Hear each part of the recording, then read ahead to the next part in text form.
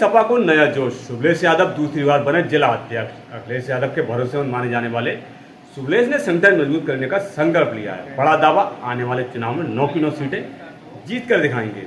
साथ ही भाजपा सरकार पर हमला बोले जनता बदलाव के मूड में है। रहेगी कि जिले की 9 की 9 विधानसभा सीटें समाजवादी पार्टी जीते और जब बरेली से 9 सीटें जीतेगी तब निश्चित रूप से जो सरकार 2027 में माननीय अखिलेश यादव जी के नेतृत्व में उत्तर प्रदेश में बनने जा रही है, उसमें बरेली की बड़ी सहभागिता होगी। आमतौर पे ये देखा गया जिस तरीके से सपा कहते हैं जनता के मुद्दे उठाती रही है, लेकिन जिले में कुछ समय से कोई ऐसा प्रदर्शन नहीं हुआ जो यादगार हो या कहें कि सीधे सीधे सपोर्ट मिली हो जो पीड़ित हो। जनता में आज तमाम शिकायतें हैं।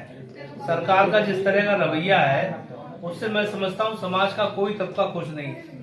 बेरोजगारी लगातार बढ़ रही है, महंगाई लगातार बढ़ रही है, आम जरूरत की चीजें उनकी कीमतें आसमान छू रही हैं। आज स्थिति ये है कि जो सबसे ज्यादा बेसिक नीड है गैस सिलेंडर, उसके लिए भी लोगों को लाइन में लगना पड़ रहा है। उसके बावजूद गैस के सिलेंडर की सप्लाई आम जनता को नहीं मिल पा रही है।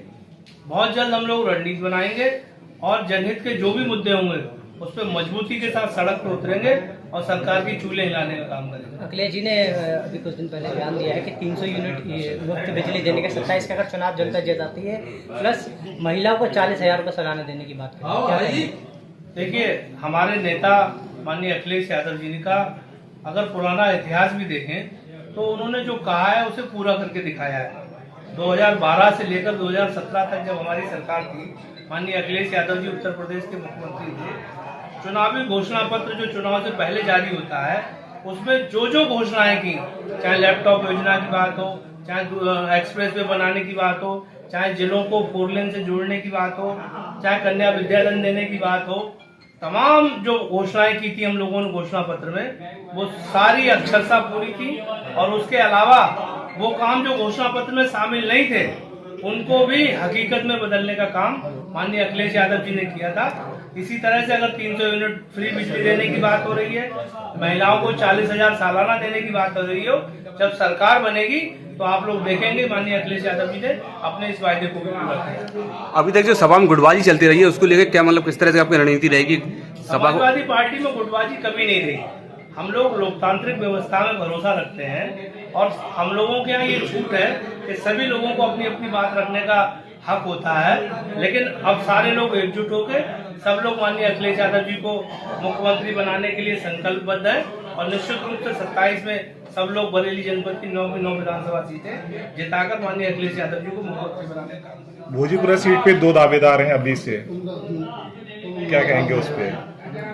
दोनों ही प्रचार कर रहे हैं। तय करने का अधिकार हमारे माननीय राष्ट्रीय अध्यक्ष जी को है और हमें उम्मीद है कि इस समस्या का भी समाधान होगा और वहां भी पार्टी एकजुट होकर लड़ेगी और विधानसभा सीट हम लोग दोबारा से जीत के आएंगे। बरेली को भाजपा का गढ़ माना जाता है और जिस तरीके से अभी के हालात हैं उसमें क्या स्थिति देखते हैं आप पार्टी की? 2027 में भारतीय जनता पार्टी का गढ़ आप लोगों को टूटता हुआ नजर आएगा और जिले की 9 की 9 सीटें समाजवादी पार्टी के साथ जीत के आएगी।